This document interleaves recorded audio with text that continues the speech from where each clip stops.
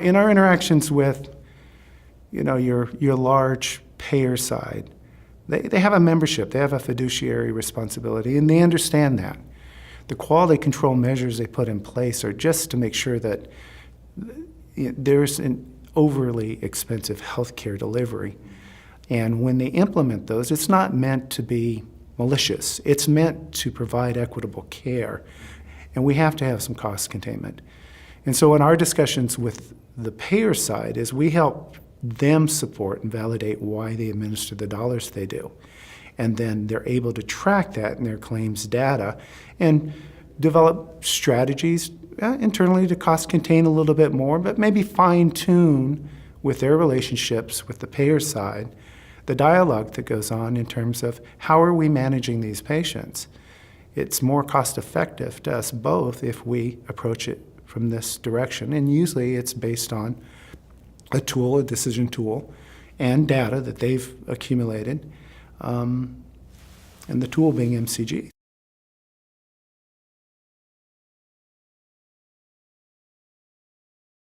Sometimes there are claims that go through the process, through the contractual agreement, 1, 2, 3 appeals.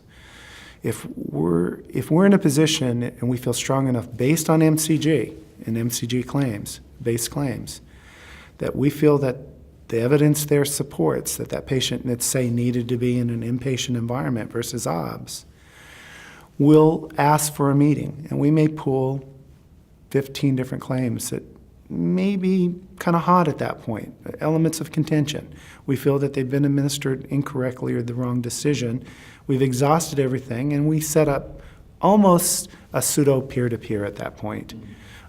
Peer-to-peer may have been forward in the stream of things. That opportunity didn't present itself.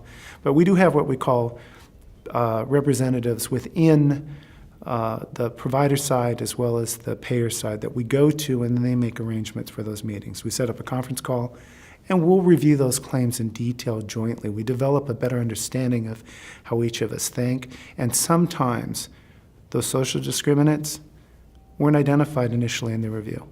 And it allows us to say, do you think that might have impacted the readmission on this patient? Or you denied this claim up front as a DRG readmit. I know you triggered COPD on both of those, but the first submission was for this, the second mission was for this, and using MCG guidelines, both were legitimate inpatient visits. And by the way, the patient was non-compliant. You provided a medication, they stated in the record they didn't use it.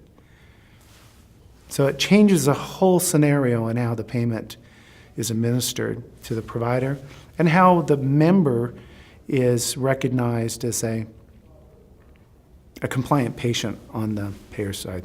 How I like to utilize it is I lay down, I look for my benchmarks and my evidence, and I lay that first.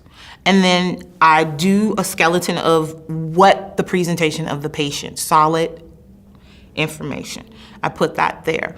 And then from there, I just compose it into something presentable. I speak with my doc, and he adds in his information to my story, and then I add it all together, and then I put it, and then I send it out to the payer. So I try to make sure it's strong enough as possible.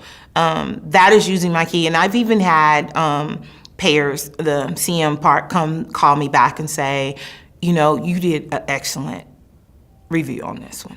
I don't have to look for nothing. Everything is here, everything is detailed, everything is marked appropriately, and then you have these guidelines.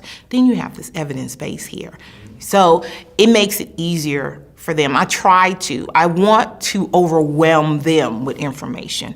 So you can never say, we didn't give it to you. So it cuts down on them denying. It cuts down for them investigating any further because they have everything here. And MCG makes sure I get that done. One of the things that we've taken on as part of our organization is really trying to be provider friendly, making sure that if we're making any changes to guidelines, particularly if we're going to be doing some of the rule modifications for the site auto auth tool, that we will give them ample time to notify them, help train them so that they understand why we're doing it, when we're doing it, and hopefully we'll have their buy-in.